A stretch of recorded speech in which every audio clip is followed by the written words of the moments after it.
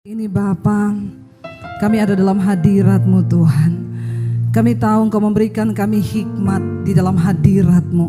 Engkau memberikan kami kuasa untuk mengalami perubahan dalam hidup kami. Malam hari ini kami memberikan waktu untuk Tuhan, karena Engkau yang kami perlukan lebih dari segala-galanya. Kami tidak ingin sia-sia datang ke tempat ini Tuhan. Kami serahkan roh, jiwa dan tubuh kami dalam tangan-Mu.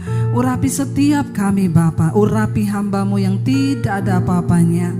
Sampaikan isi hati-Mu bagi kami. Kami percaya hanya firman Tuhan yang sanggup mengubah hidup kami.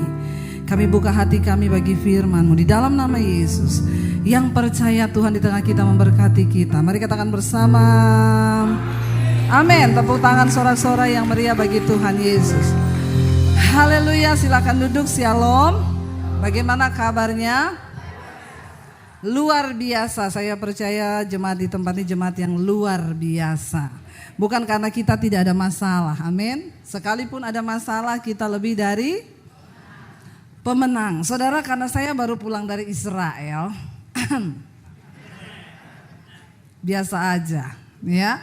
Jadi saya membawa berkat lah dari sana ya. Berkatnya bukan korma, tetapi apa yang saya dapat. Siapa yang rindu ke Israel? Rindu dulu, gak usah pikir saya gak ada duit. Kadang-kadang orang itu ditanya rindu ke Israel, gak punya uang bu. Gak nyambung itu.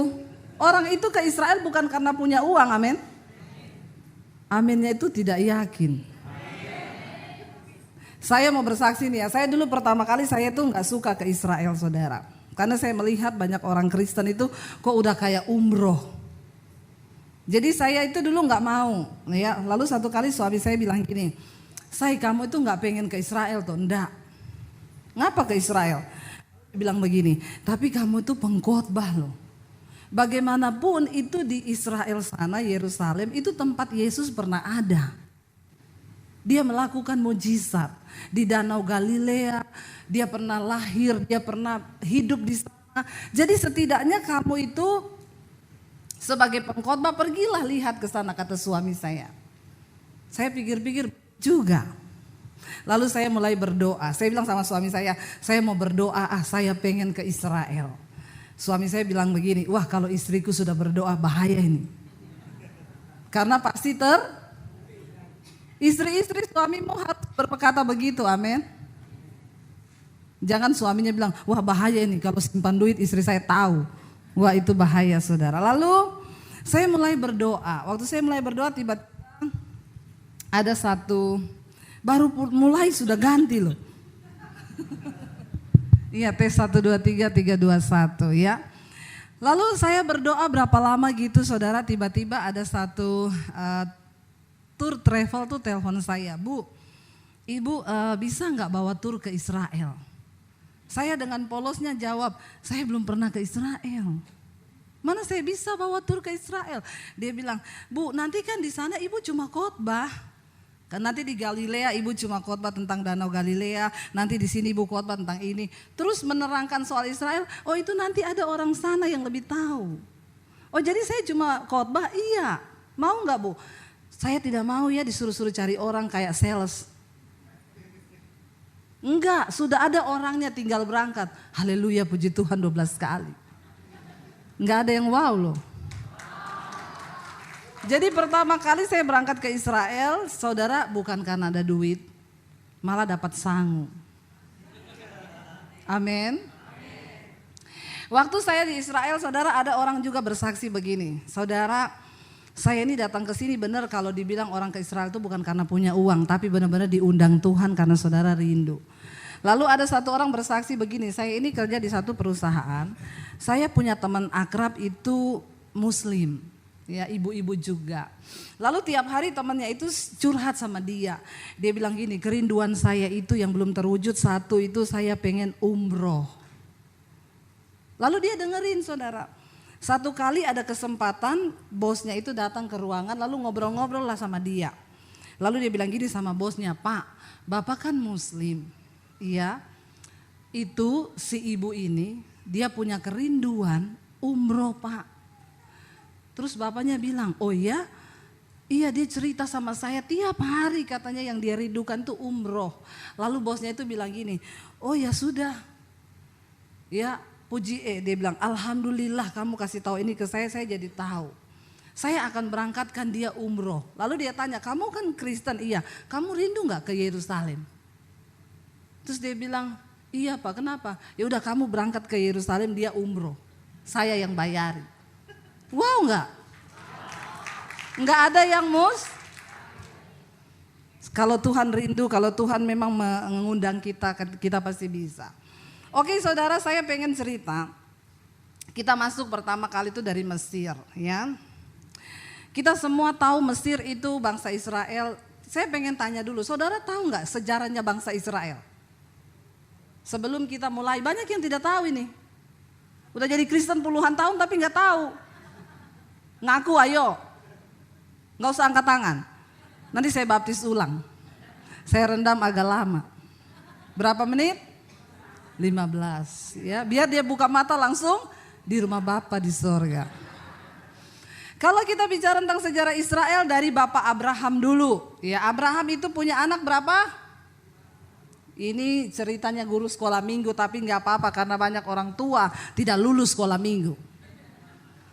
Abraham punya anak 2 dari istrinya Sarah dan hambanya yaitu Hagar. Anaknya namanya siapa? Ismail dan kita tidak bicara soal Ismail.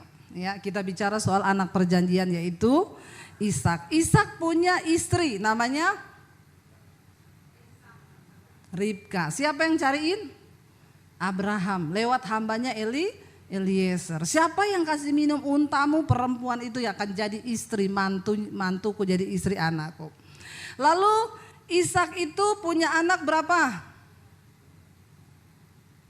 Berapa? 2. Namanya Esau dan Yakub.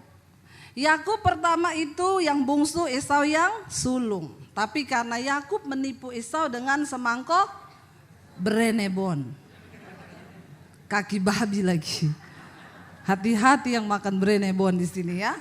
Akhirnya Esau menjual hak kesulungannya dengan cara dia ditipu sama Yakub. Tapi orang yang suka nipu pasti kena. Makanya jangan suka bilang kanan kirimu, jangan tipu-tipu. Apalagi suami istri, lihat-lihatan pandang matanya bilang jangan suka menipu. Amin. Lalu Yakub saudara bekerja pada Laban kita tahu. Karena dia pernah menipu Yakub, apa yang engkau tabur itu pasti akan engkau tuai. Amin saudara. Orang yang menipu pasti ditipu. Jadi kita berdoa saudara supaya hidup kita ini sungguh-sungguh di dalam takut akan Tuhan. Apa yang engkau tabur akan engkau tuai, itu hukum alam dan hukum Allah. 2 hukum, benar-benar semua dapat. Lalu Yakub bekerja pada Laban. Dia kepengen anaknya Laban. Namanya siapa? Rahel. Dapatnya siapa? Waktu malam pengantin dibuka kerudungnya, ternyata bukan Rahel tetapi Lea. Syok, tapi sudah nikah, ya terpaksa. Dia tetap cinta kepada Rahel. Dia berjuang lagi. Bekerja 7 tahun untuk dapatkan Rahel, lalu dia dapat Rahel. Dari Rahel dan Lea dan juga gundik-gundik istrinya, dia punya anak berapa? 12 suku Israel. Yakub itu dirubah namanya menjadi Israel. Artinya apa? Yang bergumul dengan Allah. Waktu dia bergumul itu dengan bayangan hitam, dengan orang besar, ternyata itu Allah. Disitulah dinamakan namanya adalah Israel, yang bergumul dengan Allah. Lalu saudara dia punya anak 12, salah satunya siapa? Yusuf. Ingat Yusuf akhirnya dibuang oleh saudara-saudaranya ke Mesir, lewat dia dibuang ke sumur, dijual sebagai budak dan lain sebagainya. Akhirnya sampailah dia di Mesir.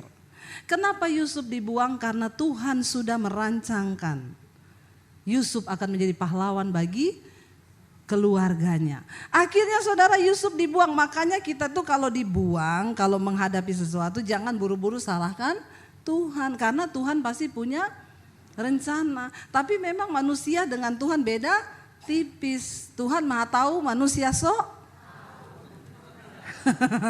Bilang kanan kirimu, bertobat. Jangan sok tahu. Yusuf singkat cerita menjadi perdana menteri di Mesir. Lalu terjadilah kelaparan besar di Israel. Lalu Yakub mengutus anak-anaknya untuk beli gandum. Beli gandum sampai di sana, Yusuf mengenal saudara-saudaranya, tapi saudara-saudaranya tidak lagi mengenal Yusuf. Karena orang yang diurapi Tuhan mesti berubah. Amin. Kayak saya ini loh. Haleluya, tambah gendut maksudnya. Ya, jadi saudara sudah tidak dikenal lagi. Lalu dia bilang bawa gandum ini tidak usah bayar. Ajak semua keluargamu pindah ke Mesir. Lalu akhirnya mereka tahu ternyata itu Yusuf. Lalu Yakub dan seluruh keturunannya pindah ke Mesir. Jumlahnya 70 sampai 75 orang. Dan semua keluarganya. Di Mesir mereka jadi orang yang diberkati Tuhan. Karena mereka hidup takut akan Tuhan. Diurapi Tuhan, mereka bekerja rajin. Lalu mereka menjadi bangsa yang besar. Diberkati lebih daripada orang. Makanya saudara lihat itu saya sama seperti ya orang Jawa itu kalau dikirim ke Kalimantan, Sulawesi disuruh bekerja jadi perkebunan sawit. Lama-lama itu kalau saudara pergi ke sana yang jadi tuan-tuan tanah itu orang Jawa loh. Saudara ke Sulawesi yang jualan bakso sampai jualan spray itu semua emas. Beneran ya. Saudara ke Kalimantan, mulai yang jual bakso, mie ayam, sampai yang jualan batik, jualan baju, sampai yang mas-mas datang ke rumah, spray, bayar harian 1.000 per hari, itu semua orang Jawa. Lalu orang yang di situ penduduk setempat, miskin, gak punya apa-apa. Semua tanah dimiliki oleh orang Jawa. Kenapa? Mereka rajin. Bukan karena suami saya orang Jawa. Jadi kayak begitu, waktu itu Israel pindah ke Mesir, mereka diberkati Tuhan. Lalu orang Mesir iri. Ini kok orang Israel ini di tanah kita mereka diberkati ya. Mereka bikin undang-undang, akhirnya mereka perbudak orang Israel. Disuruh bangun rumah tidak digaji. Disuruh kerja paksa. Lalu mereka mulai berseru kepada Tuhan. Seenak-enaknya orang hidup kalau jadi budak itu enak gak saudara? Ya, kalau kita nggak jadi budak itu enak, ngantuk tidur tinggal tidur. Tapi coba kalau jadi budak nggak bisa, walaupun ngantuk tetap harus kerja. Akhirnya mereka berseru, Tuhan mengangkat Musa untuk membawa bangsa ini keluar. Perjalanan dari Mesir menuju ke tanah perjanjian ke Israel itu kita kemarin naik bus 8 jam. Tapi waktu itu belum ada bus, jadi mereka harus jalan kaki. Jalan kaki harusnya ditempuh 11 hari. Tapi Tuhan bawa mereka berputar-putar di padang gurun. Saya tuh punya video kemarin, saya ada syuting biar saudara lihat. Yang belum pernah pergi saja, yang sudah pergi boleh tutup mata. Kalau tidak mau melihat. Ya bisa ditayangkan gak video saya yang di padang gurun. Saudara itu di padang gurun tuh enggak enak. Saya syuting tuh dari bus, saudara biar lihat ya. Itu lewat di padang gurun, saudara bisa bayangkan mereka 40 tahun di padang gurun. Harusnya cuma 11 hari. Apa yang menjadi masalah bangsa Israel itu sampai berputar 40 tahun? Nanti kita akan belajar sama-sama. Ini Tuhan mau bawa mereka pindah ke dimensi yang baru. Dari tanah perbudakan masuk ke tanah perjanjian itu dimensi yang baru. Tapi masuk dimensi yang baru itu tidak seindah yang kita pikir. Wah, bicara tentang dimensi baru, mobil baru, rumah baru. Hello, ada proses yang baru. Bisa diputar itu? Kalau tidak bisa ya sudah kita menghayal saja. Nah ini padang gurun saudara. Ya bayangkan saudara berjalan siang hari di sana. Ini padang gurun tidak ada apa-apa, tandus begitu luar biasa panasnya itu. Yang belum pernah pergi tolong imani dulu. Ya. Ini saudara padang gurun itu ya, bangsa Israel berjalan di situ 40 tahun lamanya. Harusnya cuma 11 hari, saya aja naik bus itu bisa bayangkan panasnya, oke cukup. Lalu mereka dibawa keluar, ketika dibawa keluar coba kita buka Keluaran 14 ya. Keluaran 14, akhirnya Fir'aun melepaskan mereka setelah melalui banyak perjuangan. Tapi itu Tuhan buat supaya bangsa Israel melihat bahwa mereka punya Tuhan yang hidup. Keluaran 14 mulai ayat yang ke-20 kita baca sama-sama saudara, 23. Ya, kita baca ayat 23. Keluaran 14 ayat 23. Coba kita baca. Ya, mereka sudah keluar tapi tidak begitu saja. Baca ayat 23. 1, 2, 3. Orang Mesir mengejar dan menyusul mereka, segala kuda Fir'aun, keretanya, orangnya yang berkuda sampai ke tengah-tengah laut. Dan pada waktu itu, waktu jaga pagi, Tuhan yang di dalam tiang api dan awan itu memandang kepada tentara orang Mesir itu, lalu dikacaukannya tentara orang Mesir itu.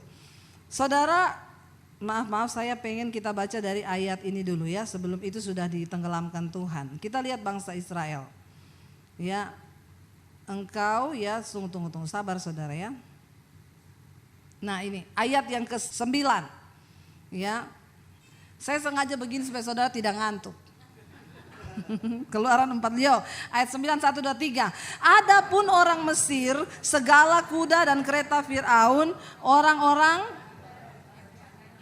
mengejar mereka dan mencapai mereka pada waktu mereka berkemah di tepi laut dekat. Ketika Fir'aun telah dekat, orang Israel menoleh, maka tampaklah orang Mesir bergerak menyusul mereka. Lalu sangat ketakutanlah orang Israel dan mereka berseru-seru kepada Tuhan. Ayat berikutnya. Dan mereka berkata kepada Musa, apakah karena tidak ada kuburan di Mesir, maka engkau membawa kami untuk mati di padang gurun ini? Apakah yang kau perbuat ini terhadap kami dengan membawa kami keluar dari Mesir? Ayat berikutnya, bukankah ini yang telah kami katakan kepadamu di Mesir? Janganlah mengganggu kami dan biarlah kami bekerja kepada orang Mesir, sebab lebih baik bagi kami untuk bekerja pada orang Mesir daripada mati di padang gurun.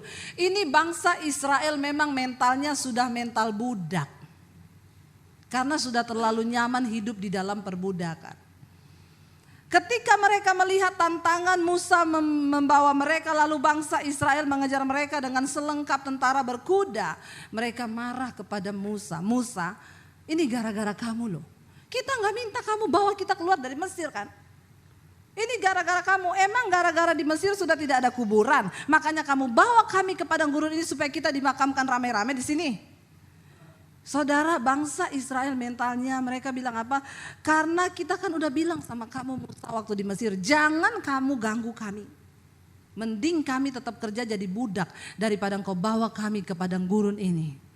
Mereka gak siap untuk pindah ke dimensi yang baru yang Tuhan siapkan. Saudara, sebagai orang Kristen jangan mimpi engkau bisa melihat janji dan berkat Tuhan kalau mentalmu tidak dirubah dulu sama Tuhan. Bagi Tuhan membawa bangsa Israel keluar dari Mesir sampai ke tanah perjanjian cuma butuh waktu 11 hari. Mengeluarkan mereka dari Mesir, tapi mengeluarkan Mesir dari otak dan mental mereka butuh waktu 40 tahun. Amin. Tuhan sedang berbicara kepada kita malam hari ini. Mari kita punya mental yang merdeka saudara. Mari jangan main-main lagi dengan Tuhan. Kita waktu-waktu ini singkat. Mari hidup di dalam kebenaran. Mari kita buang semua perbudakan-perbudakan yang masih mengikat kita, apapun itu buang, dan kita mau belajar hidup dalam kebenaran. Kenapa? Untuk bisa masuk dalam dimensinya Tuhan, mental kita harus baru sesuai firman Tuhan. Tapi orang Kristen sekarang suka bikin ayat sendiri. Amin. Saya tuh melihat banyak orang Kristen hidupnya tidak berbahagia. Kenapa? Tidak mau menuruti firman Tuhan. Saudara bisa bayangkan ada satu bapak telepon saya gini, Bu, saya itu sama istri saya sudah tidak berbahagia berapa tahun terakhir ini. Kenapa Pak? Istri saya tidak melayani saya lagi. Dalam hal apa? Dalam segala hal. Lalu saya itu berdoa sama Tuhan, Bu, Tuhan mau dibawa kemana rumah tangga ini? Tuhan itu baik Bu, Tuhan kirim wanita lain. Astagfirullah, subhanallah. Saudara ya, saya bilang siapa yang kirim Pak? Tuhan kirim. Kenapa Bapak bisa bilang Tuhan yang kirim? Karena kan saya lagi dalam pergumulan. Istri saya tidak ngurusi saya. Ini wanita mengurusi saya, Bu. Dan dia satu nasib dengan saya. Dia dicuekin suaminya, saya dicuekin istri saya. Dan kami sehati, serasa, sejiwa, seroh. Saya bilang sama-sama masuk neraka. Ngeri loh. Bisa ngomong Tuhan yang kirim loh. Ini kan bikin ayat sendiri, saudara. Hello. Saya bilang, Bapak kalau Bapak dekat sama saya baptis ulang Bapak. Saya rendam agak berapa menit? Pinter. Biar dia buka mata langsung di rumah Bapak di sorga. Lebih baik tubuhnya binasa tapi jiwanya selamat. Ada orang Tuhan kirim perempuan lain. Bapak-bapak di sini bertobat. Amin Bapak-bapak. Aminnya itu ikhlas. Ya, dia bilang soalnya kan istri saya marah-marahin saya, ini sabar Bu, orangnya halus, hormat sama saya bilang itu masih iklan, masa promosi. Nanti kalau masa promosinya udah hilang, lebih galak dari istrimu. Bertobat ya Bapak-bapak ya. Jangan bikin ayat sendiri. Mari kita rubah paradigma kita sesuai dengan kebenaran firman Tuhan. Supaya kita bisa menikmati janji Tuhan. Tapi orang Kristen zaman now. Saya itu saudara sekarang udah malas kalau layani orang-orang Kristen tuh konseling ya. Saudara bisa bayangkan itu dari YouTube itu saya melayani orang-orang itu saudara. Ya satu khotbah yang komen 200, yang nonton 100.000. Itu kalau yang konseling... Ya seperberapa saja, saudara bisa bayangkan itu ratusan tiap hari masuk di HP saya sampai HP saya error. Bunyi-bunyi sendiri, ting ting ting ting ting ting ting ting ting, nggak ada apa-apa loh. Untung saya tidak error. Jadi tolong sabar kalau yang SMS belum dibalas, sabar. Semua ada waktunya. Saya tuh balas-balas SMS kalau malam mau tidur saudara. Saya balas SMS di situ. Jadi kadang kalau mau tidur malam suami saya diem, saya lagi balas SMS. Ya, dia manggil saya tidak jawab saudara. Satu kali dia SMS saya, dia WA, Ibu Debbie saya mau konseling. Saya baca dari suami saya. Saya tanya mau konseling apa Pak? Istri saya mencuekin saya Pak. Dia bilang istri saya mencuekin saya Bu, gimana caranya? Saya bilang dibujuk pakai duit Pak. Ya, jadi tolong sabar saudara. Itu yang saya balas ratusan orang setiap hari. Tapi saya itu senang kalau dapat orang yang konseling, ibu saya mau mengejar perkenanan Tuhan, ibu saya mau berkenan, itu enak balasnya. Tapi kalau dapat yang Kristen yang sudah bongkotan berakar dan masih hidup kayak bangsa Israel, aduh itu merubah mentalnya itu udah gak bisa. Ibu saya minta bercerai saja, saya sudah tidak tahan Bu. Coba kalau ibu jadi saya, gak mau saya. Dia balas begitu saudara. Coba kalau ibu jadi saya, gak mau lah, saya bukan kamu. Kamu yang nikah-nikah sendiri. Ada lagi Ibu Debbie, tolong ya, suami saya pemabok, penjudi, tukang pukul, komplit banget suaminya Bu. Dapatnya di mana dulu? Udah gitu dia tidak mau bertobat, saya minta ibu doakan suami saya. Saya bilang itu suamimu bukan suami saya. Jangan suruh saya berdoa buat suami saudara, amin. Enak aja lu, yang kawin siapa, yang doakan siapa? Ini orang Kristen yang salah jalan ini. Saya bilang suami saya aja jarang saya doakan. Karena dia sudah bisa berdoa sendiri. Jangan suruh pendeta berdoa buat suamimu. Tidak ada doa yang lebih mujarab bagi seorang suami selain doa amin ibu-ibu. Jadi berhentilah suruh pendeta berdoa buat suamimu, amin. Berdoa bagi suamimu sendiri. Lalu bangsa Israel itu saudara marah sama Musa. Mereka mengelut, kenapa kamu bawa kami keluar? Kami lebih senang di sana makan enak walaupun kami budak. Banyak orang Kristen hidup begini, yang penting aman aja, udah. Saudara, Tuhan mau bawa kita ke level yang lebih tinggi. Tapi tinggalkan mental-mental budak yang tidak berkenan pada Tuhan. Lalu akhirnya dikatakan di sana apa, kita baca selanjutnya saudara. Tuhan bikin mujizat kan. Saudara, kalau kita itu ke Israel sana yang saya bilang kemarin, kita melalui padang gurun. Setelah lewat padang gurun itu kita akan melewati yang namanya terowongan itu, terusan Suez. Itu jaraknya cuma 2 kilo, tapi kita masuk di bawah laut. Itu terusan yang menghubungkan dua benua. Cuma lewat beberapa menit sudah tembus di benua sebelah. Disitulah diperkirakan dulu Musa membelah laut. Karena cuma 2 kilometer. Nggak mungkin kalau laut samudra yang besar itu dibelah, saudara. Ya, jadi di sana, kita baru tahu, di sini cuma 2 kilo kita lewat masuk ke dalam laut, sudah tembus ke sebelah. Kalau di situ dibelah masuk akal karena cuma 2 kilo. Sudah nyebrang kita. Lalu mereka akhirnya kita tahu ceritanya ketika Musa menyeberang, lalu bangsa Israel itu menyeberang, lalu orang Mesir masuk, kita tahu Tuhan mengacaukan, lalu akhirnya airnya tertutup, bangsa Israel lolos, lalu bangsa Mesir tenggelam. Bangsa Israel melihat di depan mata mereka mujizat yang luar biasa. Wow gak itu? Wow banget, wow itu laut terbelah. Itu tuh bukan hal yang biasa, saudara, amin. Tapi ketika setelah itu mereka sudah bersorak, wah ajaib Tuhan, dahsyat, harusnya cukup kan? Tapi tidak. Kita baca yuk sama-sama Keluaran pasal yang ke-15. Baru satu pasal ini, satu pasal kemarin Tuhan bikin mujizat, Keluaran 14. Keluaran 15 saudara lihat di sana. Kita buka ayat yang kedua, mereka nyanyi itu kan Keluaran 15, wah habis melihat mujizat Tuhan mereka nyanyi. Kita lihat Keluaran 15 ayat 22. Di Mara dan Elim, ya. Kita baca sama-sama 1, 2, 3. Musa menyuruh orang Israel berangkat dari laut Teberau, lalu mereka pergi ke padang gurun Syur. 3 hari lamanya mereka berjalan di padang gurun itu dengan tidak mendapat. Saudara bayangkan 3 hari jalan tanpa. Saya tuh pernah puasa 3 hari 3 malam gak makan gak minum. Langsung turun 5 kilo. Yang mau coba silakan. Ya karena waktu itu Tuhan suruh, kalau Tuhan suruh jangan saudara.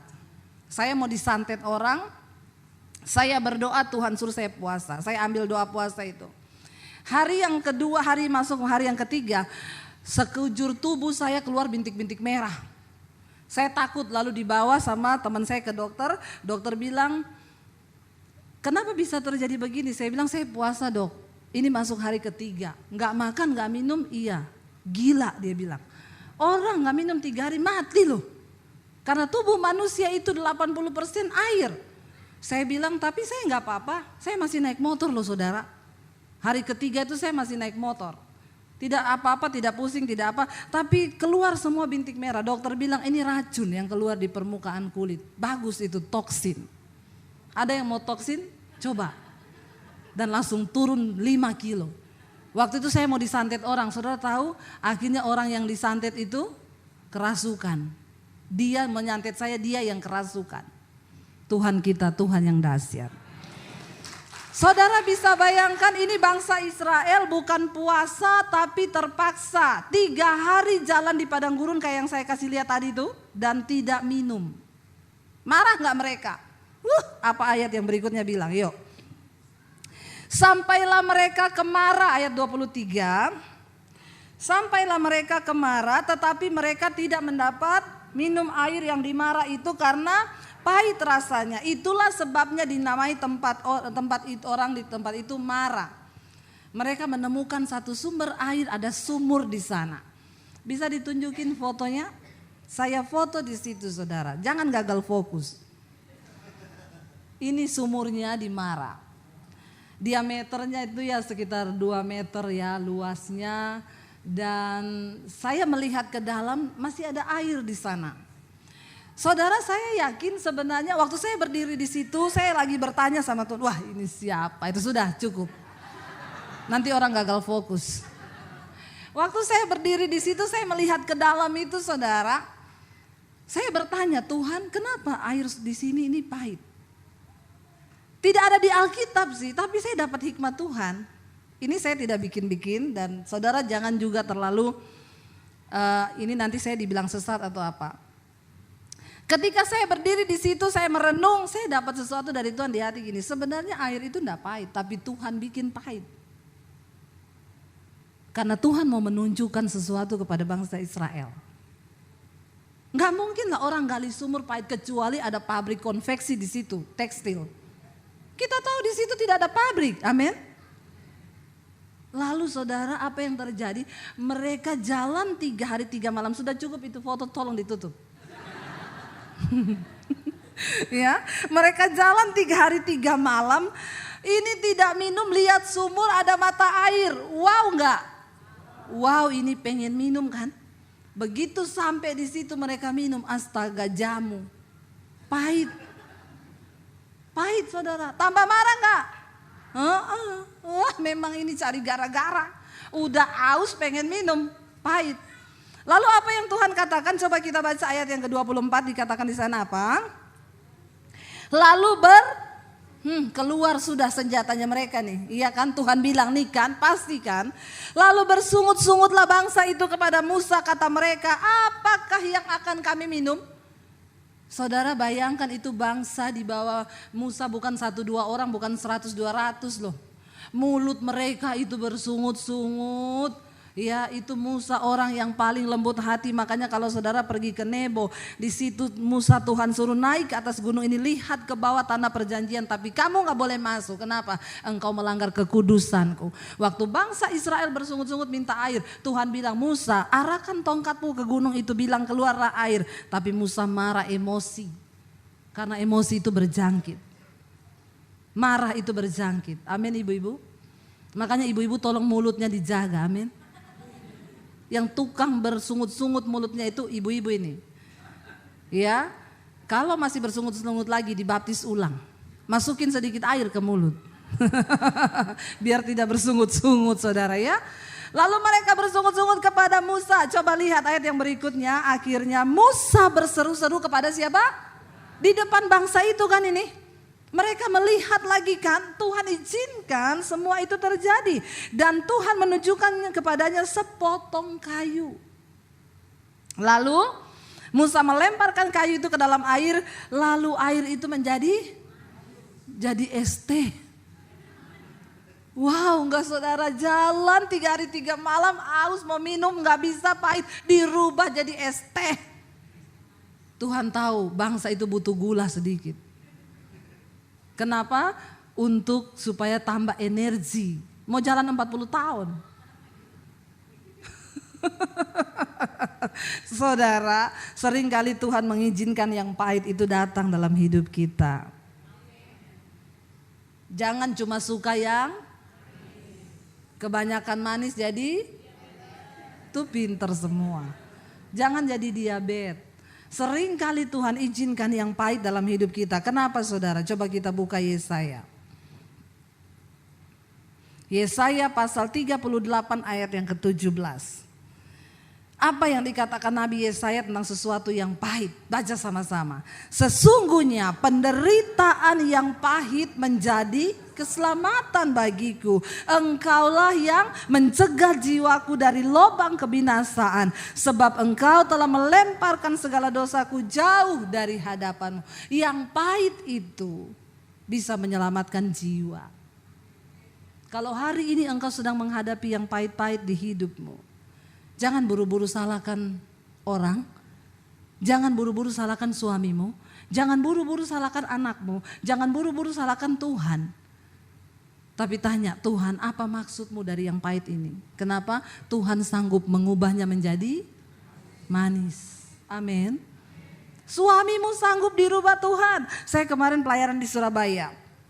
Ada ibu-ibu datang, Ibu Debbie, saya selalu nonton khotbah-khotbah ibu. Puji Tuhan saya dapat kekuatan. Ibu tahu benar bu, 10 tahun saya bergumul buat suami saya.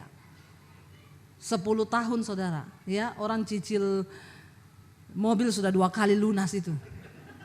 Dia bergumul untuk suaminya. Tapi ibu-ibu zaman now banyak yang nggak mau bu, enak aja. Ya, buat apa saya bergumul buat dia? Jahat suami saya. Kalau bukan engkau yang bergumul untuk suamimu, siapa yang bergumul buat dia? Amin ibu-ibu. Tolong ubah cara pandangmu. Tuhan seringkali mengubah sesuatu menjadi pahit supaya imanmu dilatih. Kenapa orang kalau sudah terbiasa pahit, rasain manis dikit udah bersyukur puji Tuhan haleluya 12 kali. Tapi orang kalau udah terbiasa manis terus ya, yang manis pun dia bilang bertobat. Amin. Lu saya terbiasa minum teh tawar. Begitu minum teh yang dikasih gula 1 sendok aja udah kemanisan buat saya. Apalagi kalau saya minum sambil melihat cermin. Masalah buat lo.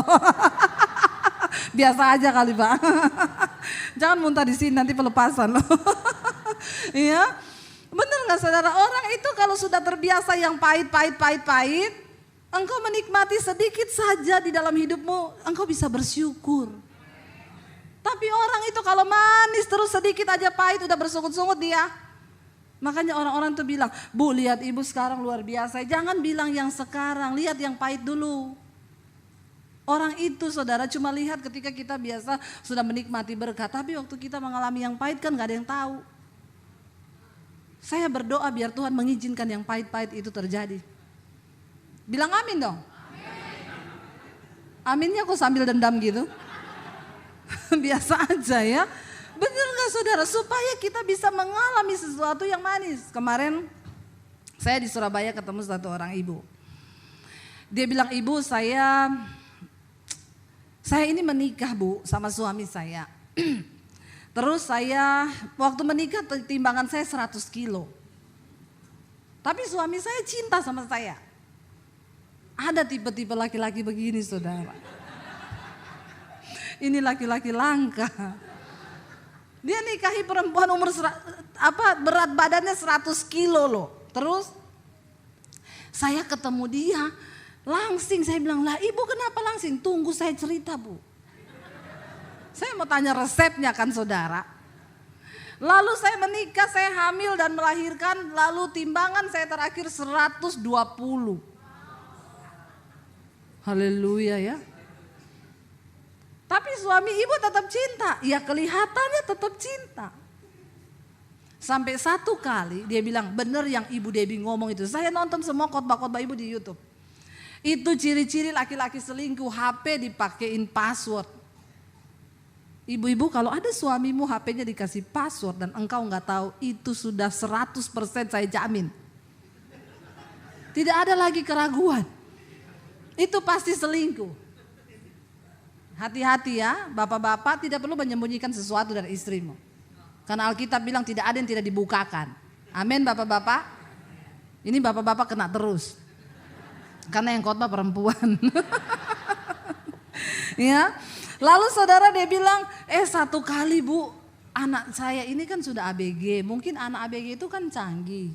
Dia bilang sama saya gini, Mama tahu nggak sih password HP-nya Papa? Dia bilang enggak. Kenapa? Saya kasih ya, nanti kapan-kapan Mama buka. Tuhan itu kan pasti membuka sesuatu yang tersembunyi. Sudahlah bapak-bapak, mending aku biar enteng. Mumpung masih ada waktu diselesaikan. Lalu dia bilang, saya penasaran, anak saya bilang begitu Bu. Satu kali suami saya tidur, HP itu dia selipin di bawah bantal, di bawah kepalanya. Saya ambil HP-nya, saya buka. Ya ampun ibu, saya kaget. Dia sudah mau menikah dengan itu perempuan. Sudah urus sampai ke minta surat-surat, ambil form untuk pernikahan. Dia sudah beliin rumah itu perempuan Bu. Saya marah Bu. Paginya saya tanya, kami berantem, lalu suami saya jawab saya, coba kamu bercermin di cermin. Mana ada laki-laki tertarik sama modelmu kayak begitu. Astagfirullah. Dia bilang itu saya bagai disambar petir. Suami saya yang selama ini bilang cinta walaupun saya gendut. Saya langsung tertarik, ibu saya lihat foto ibu yang itu Bu 100 kilo. Dia liatin saya 120 kilo, saya bilang saya saja tidak tertarik ibu. Apalagi laki-laki. Astaga Tuhan, modelnya tuh ya memang wah. Dan sudah tidak ada baju yang muat kalau kayak begitu kan, tinggal pakai karung beras saja. Kasih tali 2. Lalu saudara, dia bilang saya syok ketika mendengar itu keluar dari hati suami saya Bu. Akhirnya dari situ saya nge-gym. Saya sewa PT, sehari 7 jam saya di tempat olahraga. Saya ketemu dia kemarin 60 kilo. Kan saya tanya, ibu rahasianya apa? Suruh suami ibu selingkuh. Tidak. Kurang ajar, saya bilang tolak dalam nama Yesus. Berani coba. Lihat saja siapa yang kurus, saya atau dia. Ya, dia dengan santainya jawab begitu, saudara. Mau bu kurus, suruh suami selingkuh. Ya, saya bilang tidak ya. Dan akhirnya karena dia sakit hati, dia kepahitan, singkat cerita dia juga selingkuh. Dia bilang, ibu, ternyata apa yang suami saya ngomongin masuk sampai ke dalaman hati saya. Dia bilang, coba siapa laki-laki yang mau suka sama kamu? Saya selingkuh berkali-kali untuk membuktikan bahwa ada laki-laki yang suka sama saya. Karena sudah 60 kilo. Seringkali yang pahit itu Tuhan izinkan terjadi memang. Tapi sekarang mereka sudah dipulihkan Tuhan. Dia bilang akhirnya, satu kali bu saya bangun pagi, mata saya enggak bisa lihat, buta. Tuhan itu punya cara yang ajaib untuk menegur kita. Saya buta tanpa ada tanda-tanda bu. Saudara makanya ya lihat kayak BCL suaminya 40 tahun. Tidak ada sakit. Makanannya bersih, tidak makan gorengan kayak kita. Bener gak? Makannya steril. Lagi di iklan untuk salah satu produk kesehatan jantung. Loh tiba-tiba lagi tidur meninggal karena hidup ini kan gak ada yang tahu kan. Makanya jangan sombong terus. Ya, hidup dalam dosa. Barusan ada yang konseling sama saya, ibu saya mau konseling, suami saya pelayan Tuhan di gereja. Saya punya 2 anak, dia selingkuh gonta-ganti sama perempuan. Perempuan itu hamil disuruh gugurin. Saya stres bu, saya bilang sama dia, kamu itu pelayan Tuhan, kamu gak takut? Enggak, saya dikeluarin dari gereja juga siap. Dia tanya apa yang harus saya doakan buat dia ibu. Doa begini bu, saya tulis dengan huruf besar, Tuhan hajar suami saya. Loh memang benar, kita udah gak ada cara lain kan. Hajar suamiku Tuhan supaya dia bertobat. Entah bagaimanapun caranya. Ada orang yang nanti sudah di ranjang ICU baru bertobat ada. Ada saudara, model begitu tuh ada. Ya, kalau sudah di ICU baru tobat, makanya Tuhan harus izinkan di ranjang ICU, habis itu lewat tapi sempat bertobat. Masih bagus ya begitu. Itu berarti masih punya hati rindu bertobat. Kalau yang tidak tuh lagi naik motor, lagi naik mobil kecelakaan mati di tempat tuh, nggak ada waktu bertobat. Makanya kalau hari ini saya berbicara depan saudara, jangan bilang saudara tidak pernah diingatkan Tuhan. Ya, ketika Lazarus itu ada di pangkuan Abraham, orang kaya itu ada di neraka. Dia bilang sama Bapak Abraham kan, Bapak Abraham izinkan aku pulang ke keluargaku, aku mau ingetin mereka supaya mereka hidup dalam pertobatan, supaya mereka tidak masuk neraka seperti saya. Abraham bilang apa? Kepada mereka sudah dikirim nabi-nabi hamba-hambaku untuk mengingatkan mereka supaya bertobat. Bapak Abraham bilang sudah ada Debbie Basir yang mengingatkan mereka. Kalau yang hidup saja yang masih ada di dunia mereka tidak dengar, apalagi kau yang dari dunia orang mati. Dipikir setan. Amin. Jadi hari ini kalau engkau mendengarkan suaranya, jangan keraskan hatimu. Amin saudara. Ayo kita bertobat. Dia bilang saya bangun pagi buta bu. Lalu kakak saya menegur saya, dia bilang kamu itu gak bertobat. Kamu tahu gak Tuhan itu mengasihi kamu, bertobat. Lalu dia bilang saya berdoa bu, Tuhan saya mau bertobat. Saya nangis di hadapan Tuhan. Lalu dia bilang saya mau dengar pendeta. Saya tanya sama kakak saya, bagaimana saya biar bisa bertumbuh iman saya. Kakaknya bilang cari tuh di YouTube pendeta-pendeta yang khotbah. Saya berdoa Tuhan tunjukkan pendeta yang bisa membuat iman saya bertumbuh. Pertama kali yang saya dengar itu ibu. Ini bukan promosi. Tidak. Tapi yang belum subscribe tolong subscribe. Debbie Basir TV channel YouTube saya. Jangan lupa like, share dan komen. Amin. Ya. Saudara, tapi benar makanya dia bilang saya dengar ibu ke Surabaya, saya pengen telepon ibu, saya pengen ngajak ibu makan. Kenapa? Karena ibulah iman saya bertumbuh. Sekarang saya bertobat sungguh-sungguh, Bu. Setiap hari saya menangis di kaki Tuhan. Tuhan, terima kasih Engkau yang memulihkan saya dan rumah tangganya sekarang dipulihkan. Mari kita punya mental, jangan kayak bangsa Israel yang menentukan berapa puluh tahun engkau akan berputar, itu engkau sendiri. Bukan Tuhan, amin. Tuhan itu bawa mereka berputar, tapi soal mereka terputar-putar ya itu urusan mereka sendiri. Kenapa? Mereka gak mau berubah paradigma dan cara berpikirnya. Tapi Tuhan tuh mau. Ya saudara, kita buka dulu sama-sama Roma pasal yang ke-8. Saya pengen kita baca saudara Roma pasal yang ke-8. Mulai ayat yang ke-15 dan ayat yang sebelumnya kita baca ayat yang ke-21 dulu ya. Roma 8 ayat 21. Tetapi dalam pengharapan karena makhluk itu sendiri juga akan dimerdekakan dari apa? Perbudakan kebinasaan dan masuk ke dalam kemerdekaan kemuliaan anak-anak Allah. Ayat yang berikutnya. Sebab kita tahu sampai sekarang segala makhluk sama-sama mengeluh dan sama-sama merasa sakit bersalin. Ayat yang berikutnya. Dan bukan hanya mereka saja, tetapi kita yang telah menerima karunia sulung roh, kita juga mengeluh dalam hati kita sambil menantikan pengangkatan sebagai anak, yaitu pembebasan tubuh kita. Saya mau bilang saudara, gambaran bangsa Israel itu gambaran kita. Tuhan menjanjikan satu tanah perjanjian bagi kita semua. Saya pengen putar coba video yang masuk tanah perjanjian. Tadi saya sudah setel video yang kita di padang gurun Mesir lalu masuk ke tanah perjanjian. Tuhan menyediakan bagi kita, lihat Israel saudara. Wow, ini bukan padi saudara.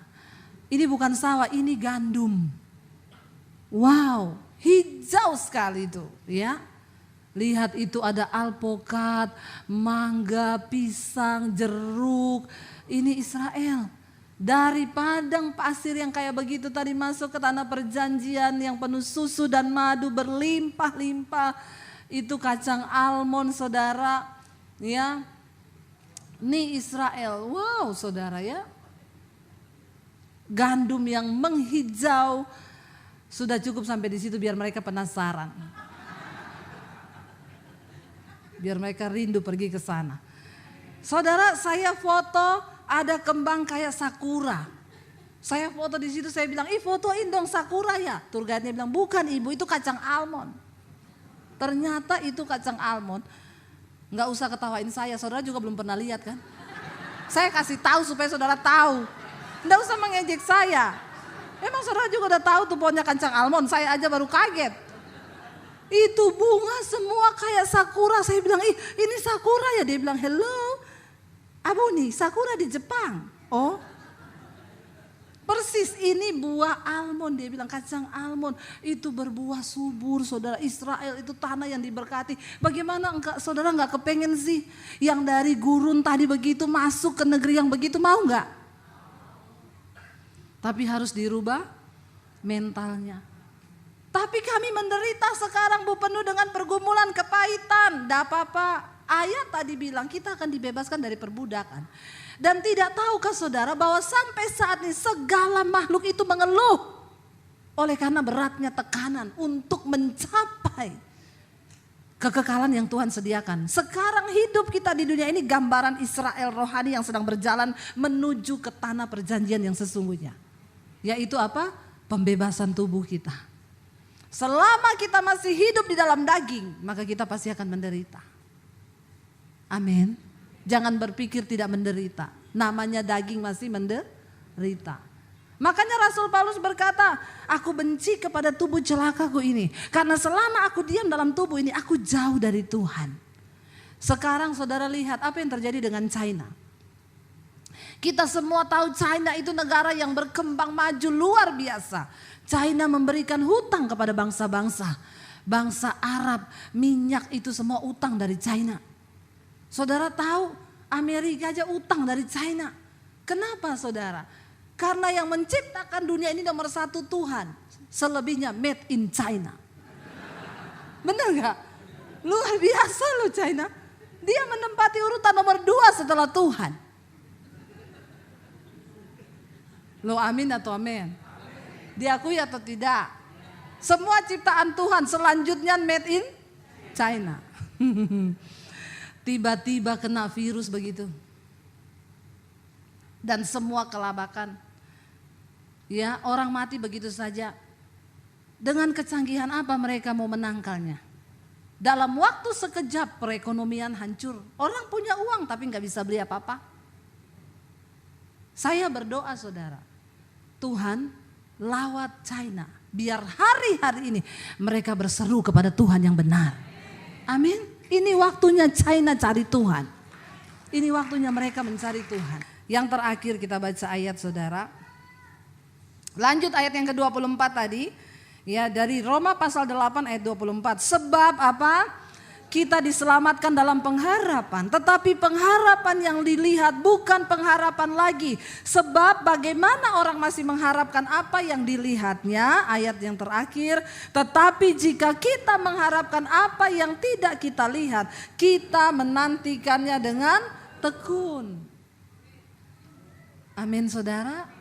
Kita sedang menanti. Bangsa Israel belum melihat tanah perjanjian. Makanya mulutnya gini. Waktu masuk lihat negeri yang penuh susu dan madu itu. Tanah yang itu tanahnya sama loh saudara. Kalau nggak ditanami sama. Tapi kenapa bisa begitu? Ya itu namanya tanah perjanjian. Itu namanya orang pilihan Tuhan.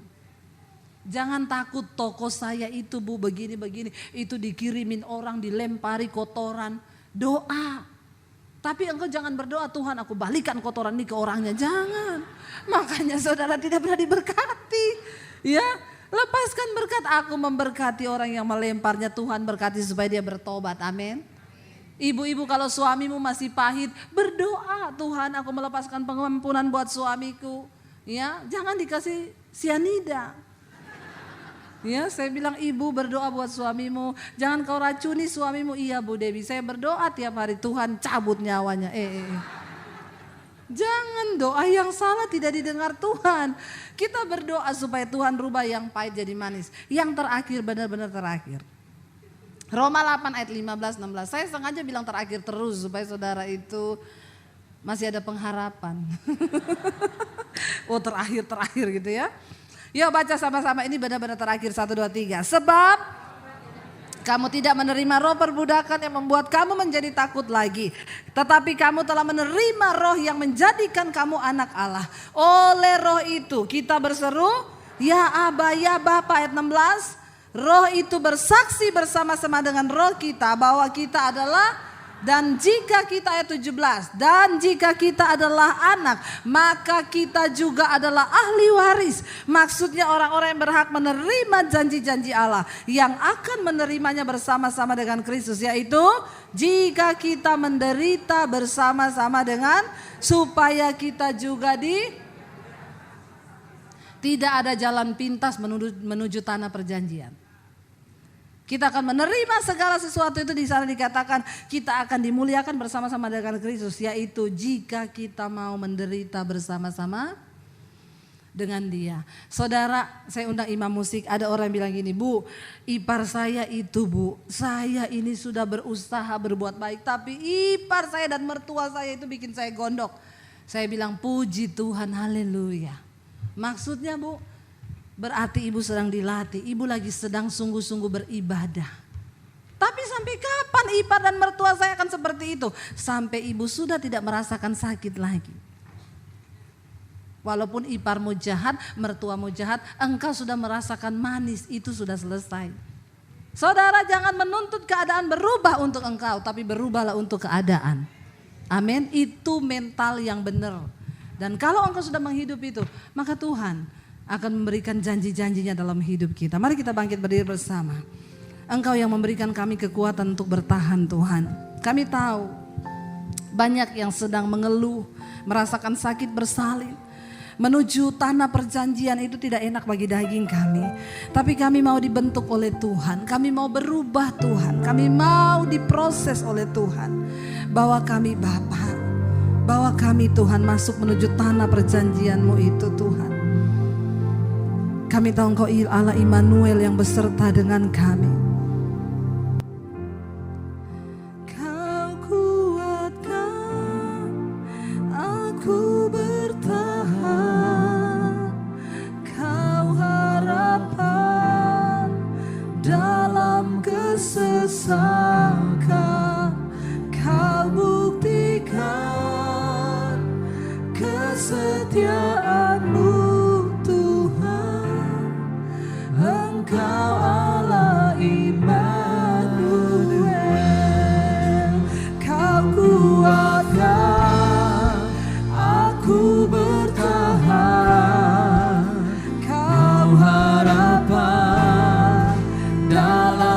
kesesakan, Kau buktikan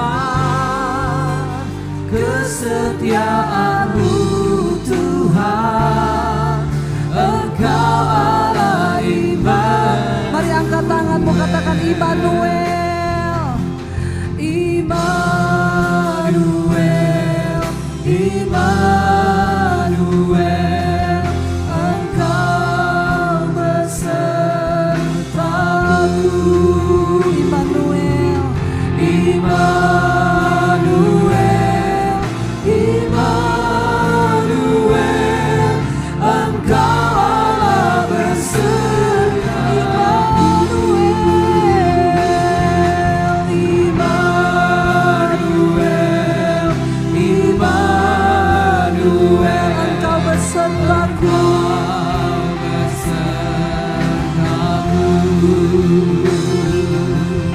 Immanuel, Immanuel, Engkau Allah besertaku. Kau kuatkan aku bertahan, Kau harapan dalam kesesakan, Kau buktikan kesetiaan-Mu Tuhan. Engkau Allah Immanuel, Kau kuatkan aku bertahan, Kau harapan dalam kesesakan, Kau buktikan kesetiaan-Mu Tuhan. Engkau Allah Immanuel. Mari angkat tanganmu, katakan Immanuel. Immanuel, Engkau besertaku.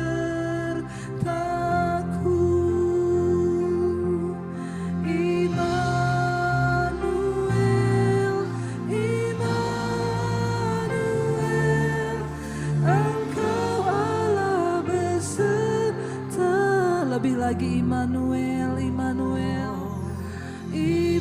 Mari berseru kepada nama Tuhan, saudara. Dia Tuhan yang beserta dengan engkau, beserta keluargamu, beserta anak-anakmu. Dia Allah Immanuel. Immanuel, Immanuel,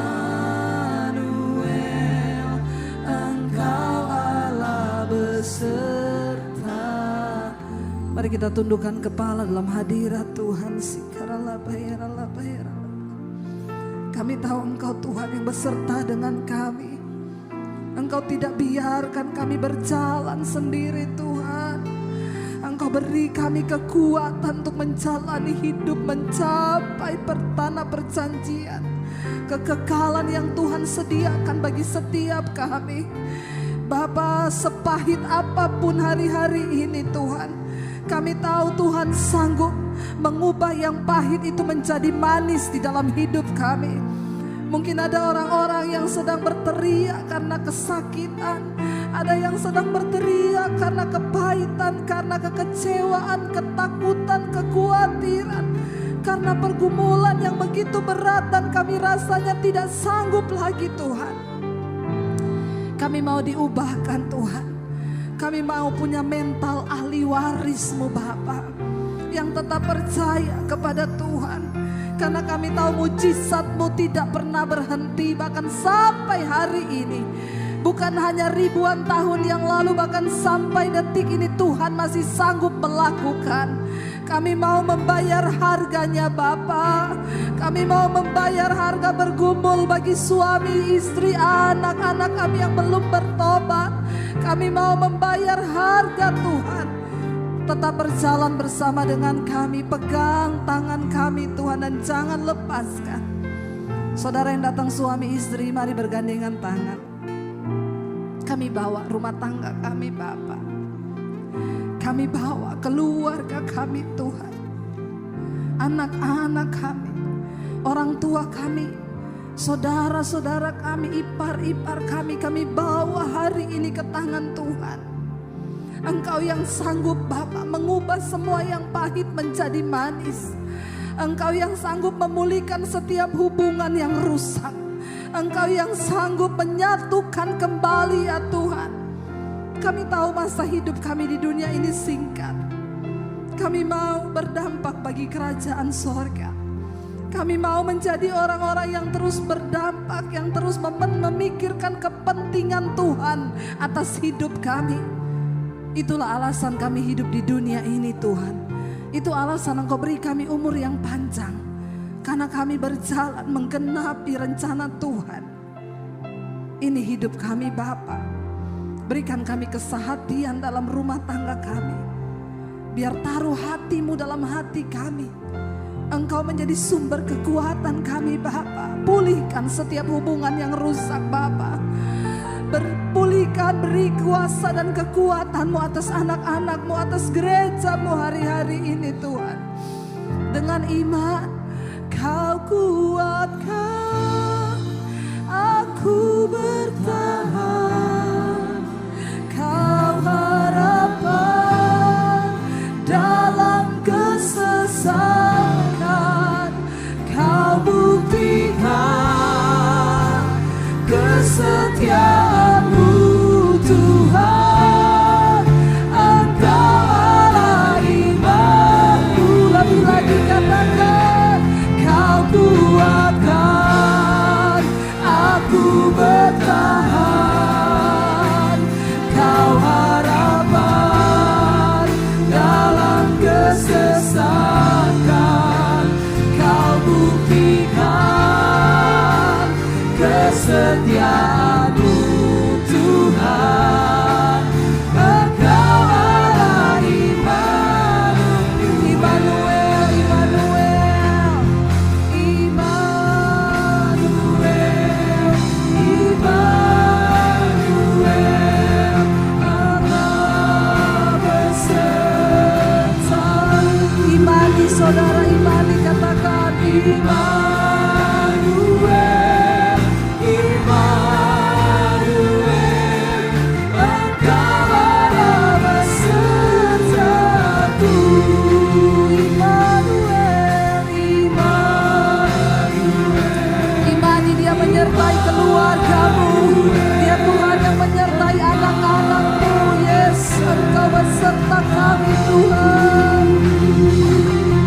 Immanuel,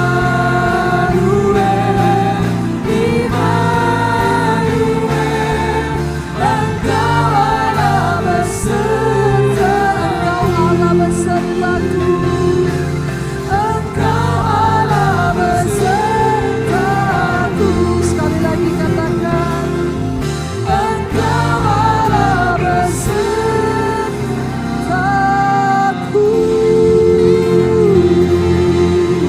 Haleluya.